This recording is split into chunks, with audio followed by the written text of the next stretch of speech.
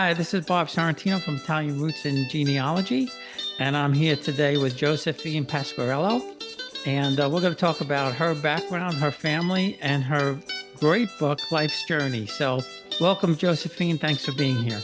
And thank you for having me. I appreciate it. So, before we get into the book, which I found, it was joyous and sad at the same time, and you know, we'll talk about it. But Okay. before we do that, where's your family from, and what got you the bug to start doing the research? Well, um, both sides of my family came from Italy to South Philadelphia, and they stayed in South Philadelphia. So they've been there since 1888. And then uh, the Pasquarello side of the family, which is my father's side of the family, I started to hang out with my Uncle George and my Uncle Nick when I got very much older in my life, probably I was about 50. And they would say stories to me, and I would go home and write them down because I had never heard any of those because my father died when I was little. And yet my mother told us a lot of stories, but these were different stories. So I started just to put all these stories together. And I said, you know what? I'm going to start searching this out, meaning my family, my grandparents, and great grandparents. And I even took a trip over to Italy to the town where my grandmother is from, and just went into the town hall. And the gentleman that worked there, he helped me. We found her birth in 1881 and the name of the street. She lived on a farm. I never knew any of this. So I became involved in that, and I just put it all together and found out more stories and wrote her story, her life Yeah, story. yeah, that's fantastic. So they came very early, 1888. That's early. Yeah, my grandfather came over with his father, his mother, and his two brothers. Raphael Pasquarello is my grandfather, and that's who married Giltrude, is my grandfather, and she became Giltrude Dululo Pasquarello. So yeah, he came in 1888, and she came over in 1899 on a solo trip by herself to marry Raphael. And I never so went to, I know what you mean. I know what you mean. I'm looking going. I wish I could go back there and stay there. It's so nice. oh yeah, I'm planning a trip to go over to the still in Abruzzo because that's both sides of my family. We're going to go over to Pescara. I want to go visit the town hall in Atri and in Pescara for the other side of the family. Yeah, and it's so nice being back there. We went last June. I'm hoping we're going to get there again this year, maybe in September, but we'll have to see. Yeah. Um, so so now do you know why they came? Do you know why your grandfather came? Your grandmother we know came. I guess she had an arranged marriage, but That's correct. Well, my grandfather, well, my great grandparents and my grandfather and his brothers came over to get a better life. And when they came over, they went to South Philadelphia. And by the time Giltrude came over, my great grandfather had purchased his house down in South Philadelphia. So they all were working. They all were working they weren't hucksters in the beginning, but they were working on the docks with the produce and everything. And they just started to make a wonderful life over here. I mean, when my grandmother came, my great grandmother, they must have had some kind of money because they took her to John Wanamaker's, which was the #1 store, uh, and bought her wedding dress. And they had their own home. They were doing quite well. So they came over to make a better life. yeah, and they did. I mean, you could Yeah. see that in the book. Mhm. And so now what do you know about them back in Italy? Well, for my grandmother DeLulo, I know that she lived on a farm and they sent her over here to make a better life for her. And she had a sister who was a year older, Aunt Christina. Aunt Christina came over like 17 years later. But I just found out recently, after the book was published, that Aunt Christina really went over to Chicago, married an Italian man there, and someone sent me the divorce document from the town hall in Chicago, and it stated that she married this man. They didn't even give you his name. He deserted her. Then Wow. Hmm. she came over to South Philadelphia to be with my grandmother and ended up marrying a man who was a widower who had three daughters. So my grandmother ended up having her sister here until my grandmother passed away. And then Raphael Pasquarello, they're from Potenza. So they came on the ship. Now I found my great grandmother and two of my uncles, but I cannot find my great grandfather and my grandfather on that manifest for some reason. But I know they're on there because they all came together. But yeah, as back in those days, you know, they didn't work. The mother, the female of their home, they all stayed home and cooked. So in the house was only the Pasquarellos. They lived together. Like Aunt Christina, when she moved into the house, there were three different families in that little row house in South Philadelphia. There were 13 or 14 people. Yeah, and I don't think that was unusual. No, it wasn't. No, not at all. Because I see that on some of the census records that I've seen, either they were boarders or there were, a couple of generations from the same family and things like that.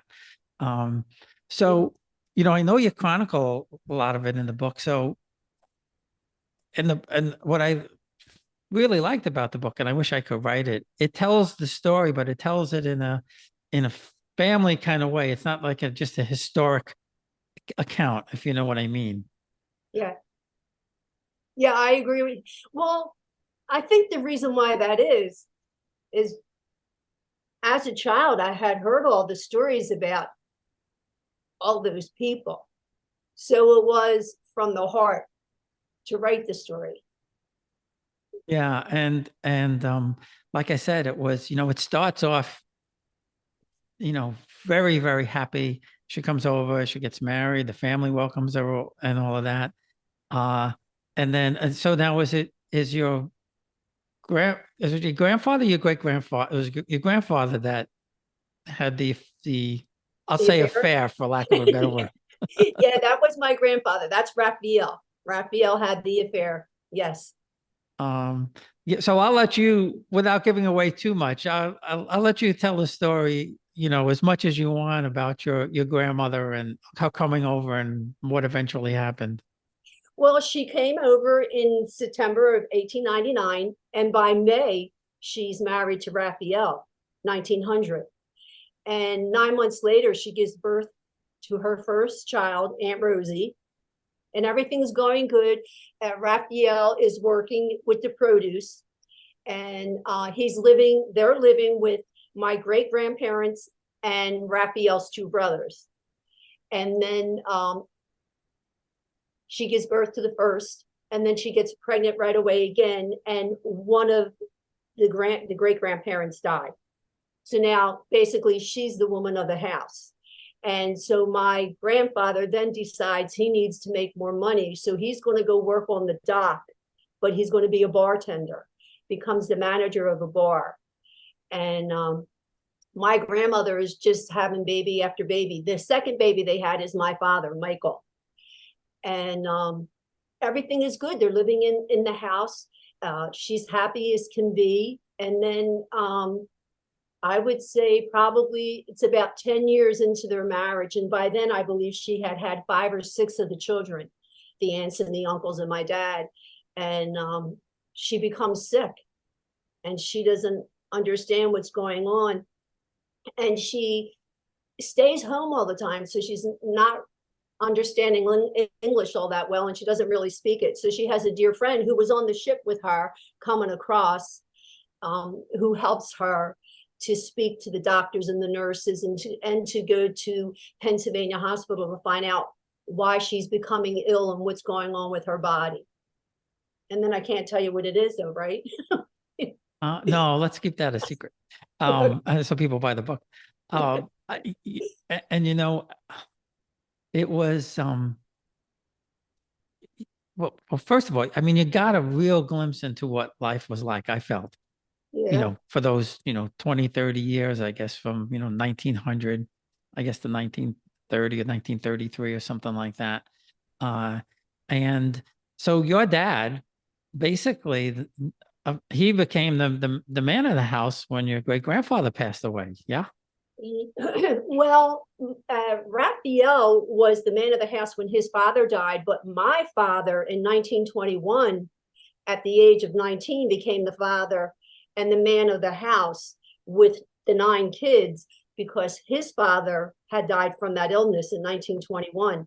So my father, even before his father died, had to go work the streets. So he became a huckster, having his push cart and going up and down the streets. And eventually he did have a cart there at the Italian market, which is the oldest Italian open air market in the United States down here in South Philadelphia. It's called 9th Street. But so my father had to work there and he had to make enough money. His mother was home and all the siblings. But then what she came up with, my grandmother, is that Aunt Christina came to her and said, listen, you can get a job in the summer from April till October working the farms. So what she would do, she would take like the last 6 of the kids with her to the farm and they would work the farm. And the older siblings would stay home and work in the garment factories down in South Philadelphia.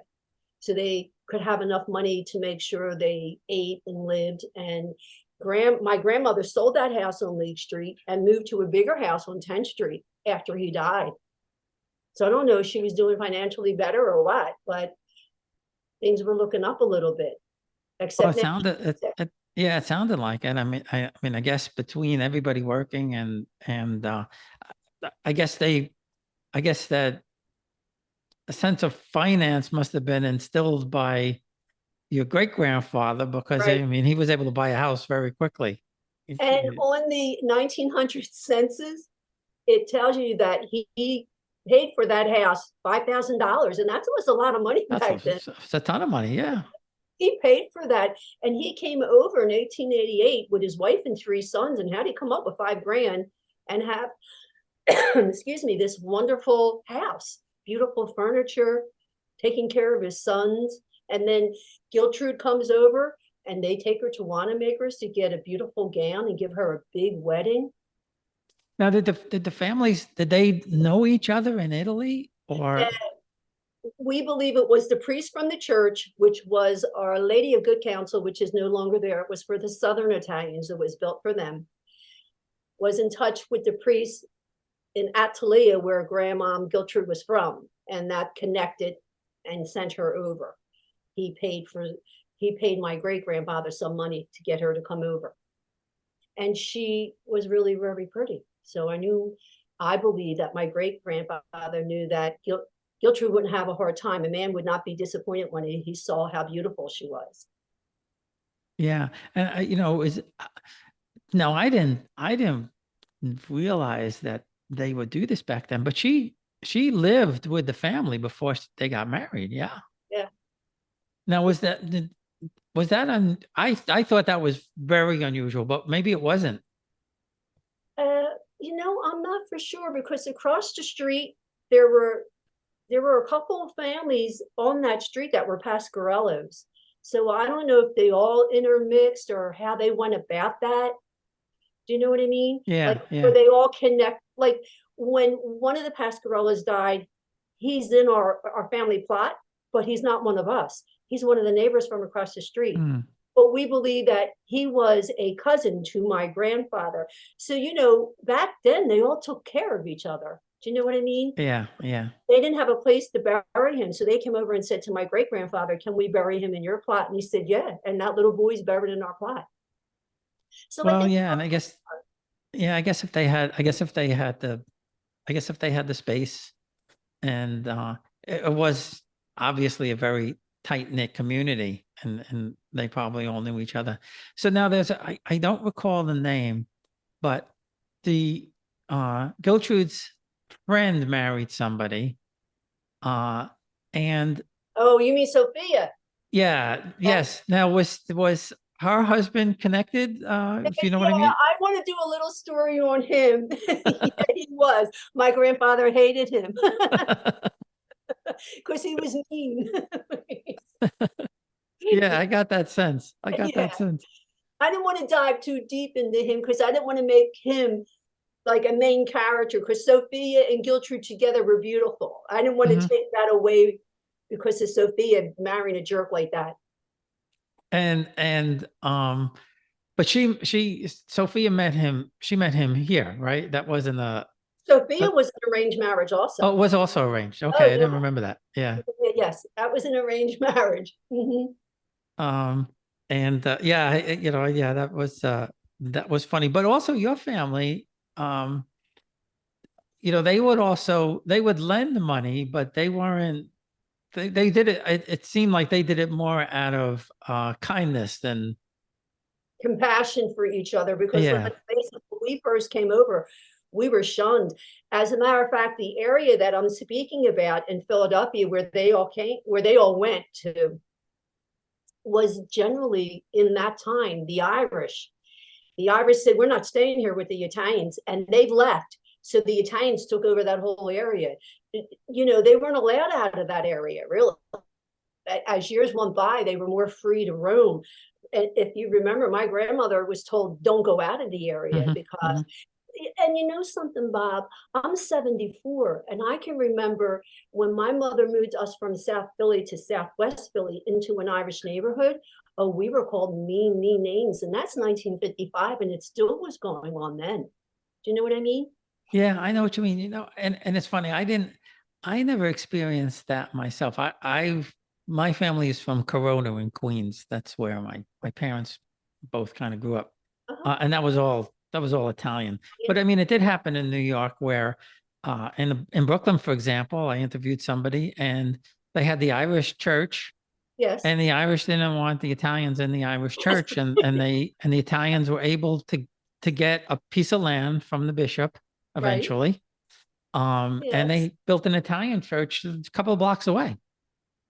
Hmm. Hmm. And it's, you wouldn't think that, but I grew up in a place that was kind of more mixed. I mean, um, I guess in the late 1800s, it was Irish, then Germans were there too. In fact, during World War II, or just prior to World War II, they used to have, Hitler rallies in College Point where I grew up. Because it was That's how German. German it was. That's how German it was. Yeah. Yeah.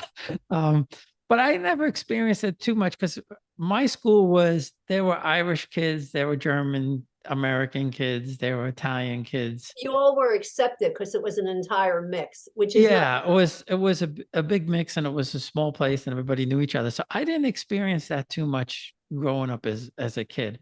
Uh-huh. Um, I do find it interesting now, and my wife is half Italian and half Puerto Rican. Uh-huh. And I say to her, I said, we, you hear some of this now. We never called each other by those derogatory names. Other Right. people would call us that, but we would never use those words. Yeah. Um, but I guess times change. I don't know. Or maybe we're just getting older and thinking like old people or something. No, what I learned from that, like when I was a kid, I used to get insulted or my feelings would get hurt, but you can call me anything you want now. I don't care because I know who I am. Doesn't matter. Yeah, exactly. I feel the same way. And I say, when we were growing up, if somebody asked you what you were, you would say Italian. You would never say Italian American. Oh, I agree. You Yeah. would just say you were Italian. I was Italian. My friend was Irish. Somebody else was, that's the way you answered the question when people asked. Yeah. Um, so now, so how about your mom's family now? Are you going to do something about her, or what research Oh, have you found out about her? I wrote a book on my mother. The first book, it's called Love and Loyalty. That is about my mother. My mother married Michael, the second child of my grandmother and grandfather. And she was an only child. She came from Italy in 1910. Well, 1912. Her father came in 1910. He worked for 2 years in South Philly to send money back every month. And then when they had enough, they came across, meeting my other grandmother and my mother. And she met my father. She had never had a date in her life. She was 26 years old. Wow. Was a huckster on the street, and she used to come out of the factory. She would beg the girls, "Let me go down and get lunch." And they would go, "Why? You're going to walk by Frankenstein?" And she'd go, "Yeah." And that's how she met him. And he took her on a date and dated her for 3 months. And they were on the trolley car coming from Center City through South Philly. And he leaned in for a kiss and she said, "Oh no, you want to kiss me?" He said, "Yeah." She said, "You have to marry me first." And they got married at the church, at the city hall in 3 months and had 12 kids. Wow, 12 kids. And her father didn't want her to get married, right? No, her father didn't want her to get married. He wanted her to stay home with him because she worked and he had an easy life with her and him working. So he Yeah. said, "No." And my mother was 26 years old. Yeah. Yeah. And that's, that was an old lady back then right? And yet still had 12 kids. And started having babies when she was 27 years old. Yeah. Wow, that's incredible. That's incredible. So you have yeah, my mom's family, they're originally 11, two died when they were young, but so they were nine. So you obviously have a lot of cousins. Oh, yeah. Like people say to me all the time on Facebook, "Do you know this name?" And they'll say the first name of the Pasquarello. And I go, "You know what? Sometimes I do." And I say to them, "Look, they're probably a cousin, but I have no clue because there's tons of Pasquarellos." You know what I mean? It's a very popular name. So now so I know what your father did, young. What did he continue to do that, or did he move into Oh, something else yeah. as he got older? When he was on 9th Street, they came and they wanted money from him. And he said, "Nope, I'm out of here." And he goes to 7th Street, which is a shopping street, but it's Jewish people there. He Mm. left the Italians to go over into the area of the Jewish people. And we lived on 6th Street. So at the end of 6th Street, he had his cart there. But then they said, "We want you out of here." So there was a store, a shop for sale. So he purchased the store and opened a grocery store, but every day went to the docks to get all his fresh produce. And that's what my father did there. So he always stayed in that business. Mhm. That's great. That's fantastic. Yeah. And yeah, in Italy they still do that. When we were there and I don't know if I said something or the driver just happened to mention, and there was either, it was a fruit cart or it was a little store or something like that. And he said, they don't need refrigerators. He says they go in the morning, they get the produce Mhm. and the fruit and they Mhm. sell it. Mhm. And tomorrow morning he'll go out and he'll buy more because he doesn't have to have a refrigerator because there's nothing ever left over. Well, my mother went to the store every day. Now there are, of course, there were 14 of us, you know what I mean? But even when it was dwindling down, she would still go to the store to get the fresh lettuce, uh, tomatoes, cucumbers. She would do the same thing. I think she was so accustomed to everything had to be fresh. Like she didn't like canned foods and stuff like that. She thought you Mhm. were crazy if you opened up a can of something. So was it crazy town in your house? At times. But I will tell you this, we had to be home at 6 o'clock for dinner and we had two big kitchen tables and they always were mainly pushed together and we all sat around and did our thing. We talked and sometimes there were like, the boys, they get into heated, like, well, who wants to beat this one up because he won't listen or something. But generally speaking, considering, yeah, it was pretty good. But there were battles at times, and especially because the four boys want to push us. The last four of my generation, I'm four girls at the bottom. In the middle, there's three boys and one girl, and at the top, it's one boy and three girls. So we were considered the babies when my Mhm. father died. So everybody used to try and push us around. And after a while, we didn't pay attention to them no more. So no, it was my mom kept it together. My mother did it all on her own when my father died for 19 years. My mother, all because her father was deceased, her mother was deceased. She had nobody, and she kept it together for us. She was a really good mother. That's amazing. So what was the spread between your brothers and sisters? How many Oh well, years? like, well, the oldest, Ralph, he was 18. I think he was 18 years old. He was 15 years older than me, so he was 18 years older than the baby. Mm. But my mother, like us last four girls, were all 18 months apart. So Wow. she got pregnant, had a baby, would go to the University of Pennsylvania, give birth. And at that time, you stayed in the hospital for 10 days. My father then took us, put us in the orphanage so he could keep working. So we had to stay in the orphanage for 10 days. Then my mother would come home. He would pick all us up and she would start all over again, breastfeeding for 9 months, and then boom, she'd be pregnant again for 9 months. So she used to say a lot, if your father didn't die when he did, I would have had 1 to 2 more. She wanted 13 or 14 kids, and she was an only. I don't know how she did it. Yeah, it's hard to, I can't even imagine. I can't even She, imagine. she knew how to turn us off, because I said to her one time, Mom, when I was like a baby, how did you like take care of us? I mean, you had all these kids. And so what she did in the morning, she would put us 4 girls on the floor and open the cabinet doors below. And we were allowed to pull everything out, bang the pots all day long. She never hurt us. How could she do that? Yeah. Guess you get numb after a while. You do. She had to be numb. Do you know what I mean? And she did it all on her own. It's amazing, like that we didn't drive her to jump off the bridge. You know? Yeah, yeah. So now so the house, I mean, how did you split up the bedrooms and everything? Well, our first house in South Philly was very little.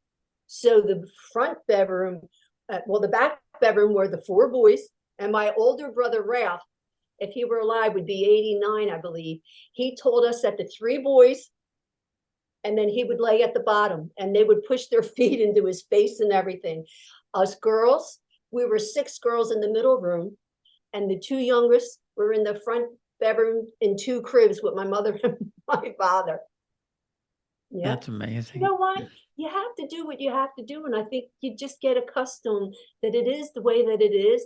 But as long as I believe my mother and father felt that we were home at 6 o'clock for dinner, and that my father, when he came home every night, he would close his store, then he would come home, eat dinner, then go back and open the store, because up on the 2nd floor, he rented out to the gamblers and he did numbers. And then he would come home at 12 o'clock, and he'd go upstairs and count 12 heads, and then go to sleep, and then get up real early the next morning and start. I don't know how he did it either. Well, you know, my mom's family, like I said, there were 9, and my uncles, they used to share the beds, because if, you Yeah. know, some uncles would work at night and some would work during the day. So they would have Yeah. shifts in the bed.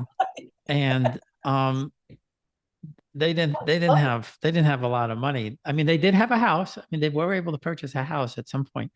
But they But had each other. yeah, but when they were growing up, they didn't have a lot of money and they didn't have a lot of meat. So they had a game where if you had put your fork down a certain way, Yeah. somebody else could steal your meat out of your dish. So you had to be very careful which way you put your fork. And my uncle, my oldest uncle, he stayed behind in Italy when he was 2 years old. When my grandparents came, they left him behind with his great grandparents, and he eventually inherited the house over there in Torito. And my cousin told me that there were 2 rooms in the house. It was a 2-room house. She said there was the bedroom for my parents and the youngest baby. Yeah. She said, and then there was the other room, which was the kitchen, the living room, the bedroom for all the other kids. You Yeah. know, the family room, the play, whatever you want to call it. Yeah. And you know, they had the fireplace, which was the stove Yes. and the heat. Yeah. And you know, there was no indoor plumbing. And we're talking 1950 now. Over there, though, right? Over there. Yeah. Yes. Yeah. Yes. When my mother first came to Philadelphia as a young girl, they had an outhouse in the backyard where the chickens lived. But I mean, I said to her, Mom, what did you do in the middle of the night? Oh no, you kept a pot in there. Then you went out in the morning. She said, you didn't go out at night. So, you know, you have to do what you have to do, right?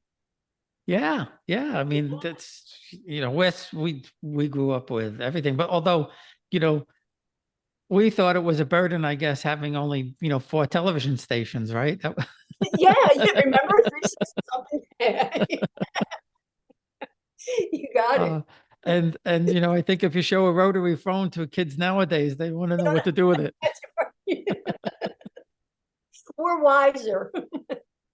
Yeah, I mean, I remember, you know, we had the 2 phones. We had one upstairs and one downstairs, but it was Yeah. the same line, of course. You know, the Oh, yeah. extension phone. Did you ever share a line? We used to have this. We never did. I did have a couple of friends who shared a line. Yeah. Yeah. Yeah. And you could be on the phone listening to those other two people on their phone talking. It was weird. Yeah, no, we didn't have that, but it was always, I'm on the phone, Yeah, yeah, yeah, when somebody would pick up the one downstairs. But I'll tell you a funny phone story. We digress a little bit. yeah. Uh, my dad works for the Daily News in New York City. He was a photographer, Oh, and wow. Nice. he would run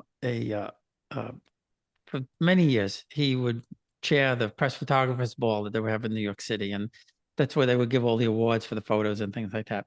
Uh-huh. And I guess I was about 16, and the phone rings, and I pick up the phone, and the person says, "Is Nick Sorrentino there?" And I said, "No, he's out." He said, I said, "He'll be back, later." I said, "Who's calling?" And he said, "Henny Youngman." Oh, So, no. so I say, "No, who is this really?" Yeah. So he says, "It's Henny Youngman." And it sounded like Henny Youngman, but, I'm like, "Okay, it's Henny Youngman." I said, "Whatever." I said, "What do you want me to tell him?" He said, "Well, tell him, the ball was that night and he was going to be performing or something." So I said, "All right, I'll tell him Henny Youngman called." So my father comes home and he said, "Didn't anybody call?" I said, "Some guy called, said he was Henny Youngman, but I don't know who it really was." Oh, so before we hung up, he was laughing on the phone, right? Because I didn't believe him. He says, "I'll prove it to you. I'm going to send you a little check." So the next day after the ball, my father came home. I wish I saved him. He had two little checks about, this big Yeah. from Henny Youngman, the banks of the Hudson. And you didn't save it? I didn't save it. It's probably who knows? It's probably in a box someplace or something like that. But uh, that's my funny Henny Youngman story. And for people who are not in their 60s and 70s, Henny Youngman was Yeah, a famous comedian. yeah, yeah. How old was he when he passed away? Was he like in his upper years? Yeah, I think he Oh, was something probably you he never was heard? probably at least late 70s or something Yeah. like that. I mean, he was, I guess, pretty old back then when he had called. But that, my father said that really was Henny Youngman, stupid. I didn't know. I thought it was somebody playing a gag. I had no idea. So your father knew some famous people in the industry? Is that what it was? Because he was a photographer? Well, he would meet a lot of people. I mean, in the 50s and 60s, I have photos. He took photos of Jackie Gleason, Elizabeth Taylor, Oh, wow. Princess Grace, Cary Grant, Oh, wow. Yeah. a bunch of people, getting off a train, usually in New York City. They would have That's them how he getting would off see them. yeah. Wow. This was, before flying was a regular thing, and they would come into New York by train. Yeah. Yeah. Um, and so, yeah, so he took a lot of pictures of fame. I'm trying to think of who else. Oh, a bunch of people. Um, and then also just regular news, car crashes and plane crashes and, you know, Yeah. hurricanes and things like that. So we when I was growing up, my brother and sister and I, we were a little bit of celebrities in our little town, because if my father had, especially if he had like the front page or the centerfold, everybody say, "Oh, your dad's photos are in the paper today," So That's nice. and then Oh, we would be in the paper yeah. because whenever he needed like a summer picture in the pool or a kid You guys shoveling were the snow, that was us. models. And how many years did your father do that for? He did it for 38 years. Oh, God bless him. And we thought he'd never retire. And they offered him 3.5 years pay when he was 59 and a half. And he said, I'd have to be stupid to turn that down." So did he retire He totally? retired. He retired, and then he was, he started working for a lawyer, and he was actually a chauffeur, but then he would take in whenever they needed a photograph of an accident scene or something like that, then he would do the photography. So, and Nice. occasionally he would do weddings. Like growing up, he always would do weddings, So you he know. had a great profession and he had something he could lean on. Do you know what I mean? That sounds wonderful. That's all he ever wanted to do. Yeah.